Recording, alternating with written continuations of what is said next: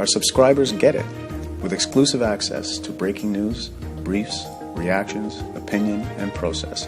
iPolitics. Are you up for it? Hello and welcome to a new season of iPolitics Hot Topics panel discussions. I'm Shelton, Deputy Editor of iPolitics.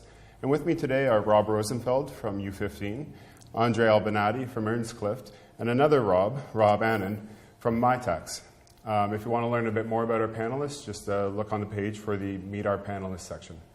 Now, guys, we're here today to talk about innovation, and it's a word that we use a lot in public policy. We hear a lot from the government, and from what I understand, and you guys would probably agree, there's a great emphasis placed on the importance of innovation right now.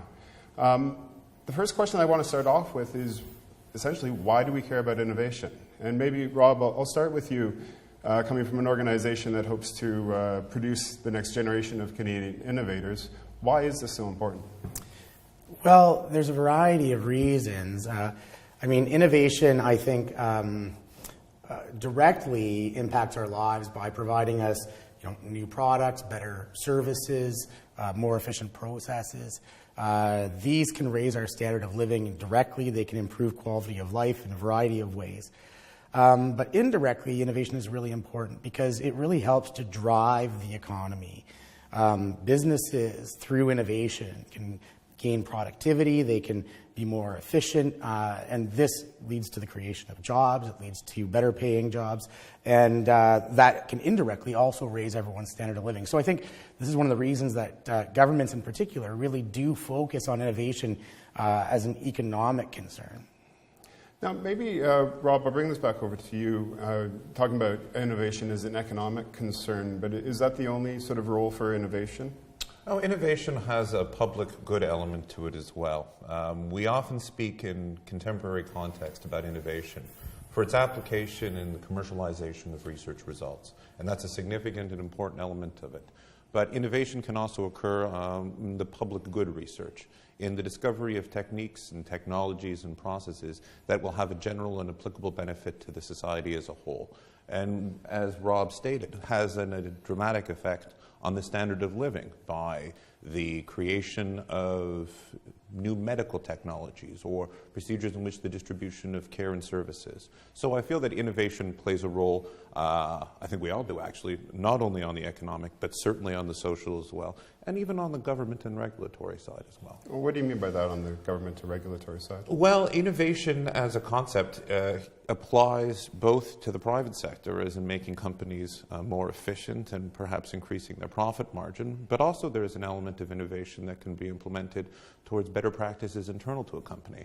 And so when we look at the government is a massive employer, and I know this probably will be a topic for conversation we have later on. It could do from implementing certain innovative practices internally as well. So, are you saying the operations of government are not always the most efficient? I'm saying that no organization that of a certain size or larger is always operating at peak efficiencies, and systematic reviews usually help define and hone their capacities and outlooks. Okay, and where is that kind of research coming out of? Well, I think that you're going to have a variety of locations where you're going to have best practices. Now, it can come from business schools, it can come from sociology or humanities-based programs, and it can come from not-for-profits like Mitacs, which is actually taking people and putting them into circumstances with SMEs and MNEs that can work on this type of stuff. Okay. Now, Andre, you're someone who sits sort of at the nexus of government and the private sector, and I wonder to what extent those conversations on innovation aren't necessarily always talking about the same thing. Yeah, I mean, one of the things that's interesting to me working within this space are the different languages and different cultures. And when I say different cultures, I mean both internally within businesses themselves. Each business has its own culture in terms of how it looks at products, goods, services, governments, and so forth. Governments have their own languages as well, both within departments, but also political language. They have different interests as well. For a politician looking at innovation policy, I think one of the challenges for them is, extracting what immediate value is out of that. How do they get votes for it?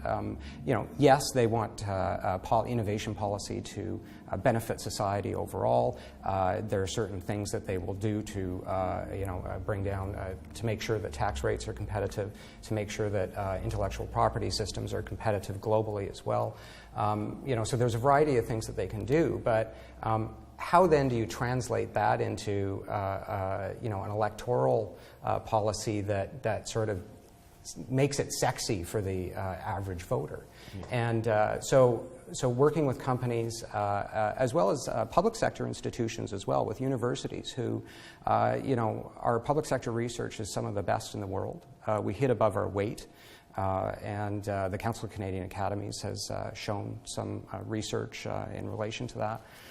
That Rob can certainly speak to. But so governments trying to extract that immediate value is an ongoing challenge, I think, for the innovation community at large. Well, and you're previewing something we're going to discuss in part 2 of this in terms of the politics of innovation. This is a 3-part series. You're looking at part 1 right now. We're discussing what is innovation and why is it important. In part 2, we'll move on to how is Canada doing in innovation, and maybe look at some of the models around the world for people who are doing it well, or countries who are doing it well. What I want to get at right now, though, is what exactly is innovation? Because I think when we think of innovation, quite often we imagine the light bulb in the laboratory. And that's obviously a potential place for innovation. But beyond that, beyond the lone researcher somewhere, what is innovation? Maybe, Rob, I'll start off with you on this one. That's a good question, and I think sometimes we get a little fuzzy on innovation. Personally, the way I think of innovation is really ideas applied in new ways. And there's really 3 parts to that. First is the ideas, right? So it's knowledge. It could come out of basic research. It could be best practices from other companies, other organizations, other sectors. But essentially, it's a thought. It's an idea. It's a concept. But for it to be innovation, to be beyond simply knowledge, it has to actually be applied. And so now you've taken that idea and you found a way to apply it, whether through commercialization process or through the application in the public sector, or through, say, for instance, some sort of business process or internal process, say, like in the healthcare system or what have you. It really is about the application of that idea in a new way. And that novelty, I think, is what gives innovation its kind of shine, right? This idea that it's a new thing, it's a new way of doing things. And often what that does is it has an impact, whether it's increased productivity, increased profitability, increased, better standard of living, new product, what have you. The novelty is, I think, what gives innovation this sense of kind of a little bit of a special sense. And I think is sometimes why we get innovation confused with invention. And really the two are very different. Oftentimes innovation may simply be the importation of a business practice across sector lines, for instance. Or it might be incremental. Or it could be, and often is, Yeah. right? So it doesn't have to be this, lone genius working in her garage who comes up with like a new computer. It can be a middle manager who reads an article in a magazine and sees a new way of organizing a process in a company. Okay. Yeah. Andre, did you have something to add to that? Well, I guess so. I'd like to give you a specific example. So something that the World Health Organization, the Centers for Disease Control, for example, in the United States, and here in Canada, the Public Health Agency of Canada is quite concerned about, is antimicrobial resistance, so antibiotic resistance. So that's something that as a population here in Canada and around the world, we are facing that within our lifetimes, those of us on the panel here, we may be facing a lack of any form of antibiotic to fight infections. That changes a health paradigm. It turns our health system on its head. It means that we have to innovate to find a solution to that. It means we have to find new drug therapies. So that means that governments around the world are coming together to look at the problem. They're putting resources towards it and money, and they're partnering on it. So they're partnering with researchers, with organizations, here in Canada, as well as partnering with private sector, so with pharmaceutical companies and so forth, to bring them to the table with their expertise to look at how that issue can be solved. So that's that's a big picture piece, but it shows that there are certain public policy issues, public health issues that need to be addressed, and bringing to, that there's a catalyst required both within government and private sector and universities to solve that problem. Okay. And what I'm hearing from both of you, and I started off with the image of the lone researcher, but collaboration is really a key element here. And Rob, I know that's something we've discussed before in terms of the work of U15. Can you just add a little bit more to what is the role of collaboration, and where are the settings that collaboration happens? Collaboration is integral to both the research process and to the innovation process. And collaboration occurs on a researcher-to-researcher basis, and it occurs between faculties, it occurs between institutions, and it occurs between sectors, and it occurs internationally. Mm-hmm. And so the idea is that because of the nature of innovation, since you're asking for a new technology or a new process that is going to either transform or significantly improve the sector that it's being focused in, you need to not have any barriers to the types of collaborations that are available to you.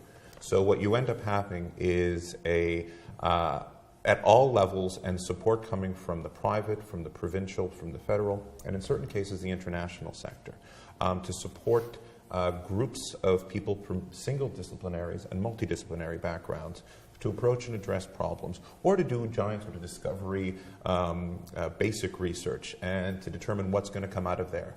Because innovation can both be a solution to a problem you know you have, or a solution to a problem that you don't know you have just yet. And that actually is a wonderful line to close this section on. Innovation, a solution to a problem you don't know you have, or a solution to a problem you do know you have. The problem we're going to try to address in part 2 is the problem of Canada's record on innovation, and how well are we doing, could we be doing better, and where should we be looking for models to do better. So I hope you'll join us for part 2 of this discussion. With me are Rob, Andre, and Rob. Thanks very much, guys, and we'll see you next time.